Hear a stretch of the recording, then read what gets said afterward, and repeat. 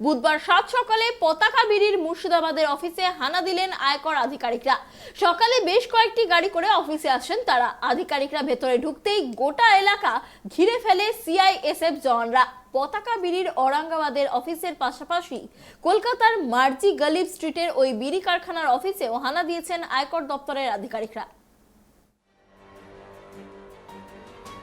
ফের আয়কর হানা মুর্শিদাবাদের বিড়ি কারখানায়। কিছুদিন আগেই তৃণমূল বিধায়ক জাকির হোসেনের শিব বিড়ি কারখানায় তল্লাশি চালানো হয়েছিল। এবার আরও পতাকা বিড়ির কারখানায় হাজির আয়কর দপ্তরের আধিকারিকরা।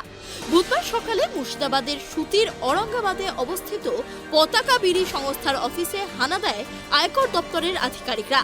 একাধিক গাড়িতে চেপে আসেন অফিসাররা। প্রথমেই পতাকা বিড়ির অফিসে প্রবেশ করেন তারা। তার আগে কেন্দ্রীয় বাহিনী দিয়ে অফিস ঘিরে ফেলা হয়। তারপরেই শুরু হয় আয়কর তল্লাশি অভিযান। অফিসে তল্লাশি চালানোর পর তল্লাশি চালানো হয় কারখানাতেও। কিছুদিন আগেই সুতিতে বিধায়ক জাকির হোসেনের বাড়ি ও বিড়ি কারখানায় হানা দিয়েছিল আয়কর দপ্তর। পাশাপাশি শামসেরগঞ্জের আনন্দ বিড়ি ও বিজলি বিড়ি কারখানাতেও তল্লাশি অভিযান চালানো হয়েছিল। এবার ঔরঙ্গাবাদে অবস্থিত পতাকা বিড়ি কারখানায় হানা দিল আয়কর দপ্তর। সকাল সকাল এভাবে তল্লাশি শুরু হওয়ায় চাঞ্চল্য ছড়িয়েছে এলাকায়। ওনারা কাগজপাতি চেক করছে, ওখানে দেখছে। কে তারা? কে তারা? সিবিআই আছে। সিবিআই আছে সিবিআই আছে না ইনকাম ট্যাক্স? ইনকাম ট্যাক্সের সিবিআই। হ্যাঁ, ইনকাম ট্যাক্স অফিসার আছে। ওরা কতজন এসছে? ওরা প্রায় পুলিশ দিয়ে হবে 20-25 জন। 20-25 জন। ওরা কি টাকা পয়সা এখনো কিছু পেয়েছে বলে খবর আছে? এখন পর্যন্ত কোনো টাকা পয়সা পাইনি। আপনি ভেতরেই ছিলেন? ভিতরেই ছিল। কতক্ষণ ধরে আপনি ছিলেন ভিতরে?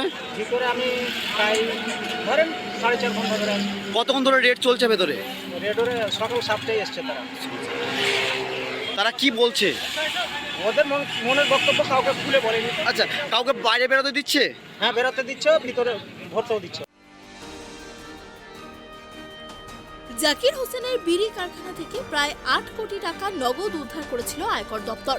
ওই সময় মুর্শিদাবাদের মোট 4টি বিড়ি কারখানা থেকে প্রায় 11 কোটি টাকা উদ্ধার করা হয়েছিল।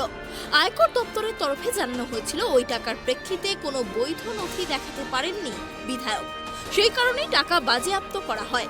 যদিও বিধায়কের ব্যাখ্যা ছিল নগদ টাকা রাখা হয়েছিল কৃষকদের টাকা দেওয়ার জন্য, সেই টাকাই নেয় আয়কর দপ্তর।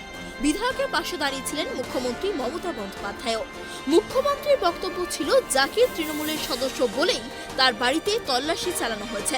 তবে কী কারণে পতাকা বিড়ির কারখানায় তল্লাশি চালানো হলো তা এখনো স্পষ্ট নয়। মালদা থেকে রাহুল আমিনের রিপোর্ট, ট্রাইব টিভি।